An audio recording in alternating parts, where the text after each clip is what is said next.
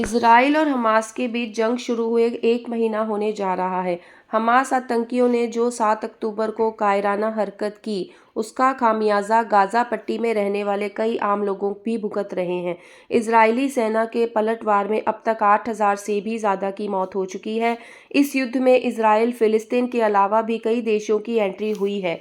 America समेत ज़्यादातर पश्चिमी देश इजराइल के साथ हैं, तो ईरान जैसे मुस्लिम देशों ने इजरायली हमले की निंदा की है। किसी भी आपात स्थिति से निपटने के लिए अमेरिका भी पूरी तरह से तैयार है।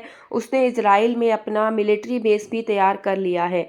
हालांकि प्रमुख तौर पर यह मिलिट्री बेस ईरान की मिसाइलों से निपटने के लिए बनाया गया है, लेकिन अब हमास युद्ध में भी यह काम आ सकता है। इस बेस से हमास और ईरान दोनों की ही लंका लगाई जा सकती है। इजराइल पर हमास करने से 2 महीने पेंटागन ने गाजा से सिर्फ 20 मील की दूरी पर इजराइल के नेगेव रेगिस्तान के भीतर एक गुप्त अड्डे के लिए अमेरिकी सैन्य सुविधाओं के निर्माण के लिए कई मिलियन डॉलर का अनुबंध किया था।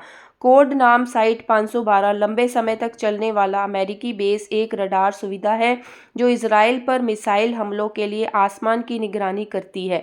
अमेरिकी सेना चुपचाप साइट 512 पर निर्माण के साथ आगे बढ़ रही है, जो नेगेव में माउंट हरक्यूरेन के ऊपर स्थित एक वर्गीकृत आधार है। द इंटरसेप्ट की रिपोर्ट के अनुसार अमेरिकी राष्ट्रपति जो बाइडन और व्हाइट हाउस ने इस बात पर जोर दिया है कि अभी हमास युद्ध में इजराइल में अमेरिकी सेना भेजने की योजना नहीं है, लेकिन इस रिपोर्ट से साफ है कि इजराइल में पहले से ही एक गुप्त अमेरिकी सैन्य उपस्थिति पहले से ही मौजूद है और किसी भी आपात स्थिति से निपटने में सक्षम होगी। सरकारी डॉक्यूमेंट्स में पता चलता है कि यह मिलिट्री बेस लगातार और बढ़ रहा है।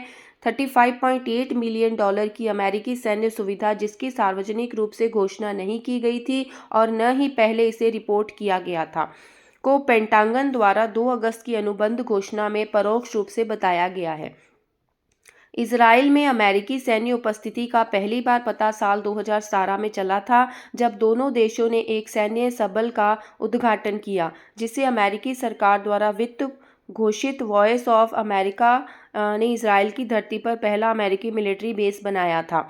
इजरायली वायुसेना के ब्रिगेडियर जनरल तज़विका हेमोविच ने इसे ऐतिहासिक कहा था।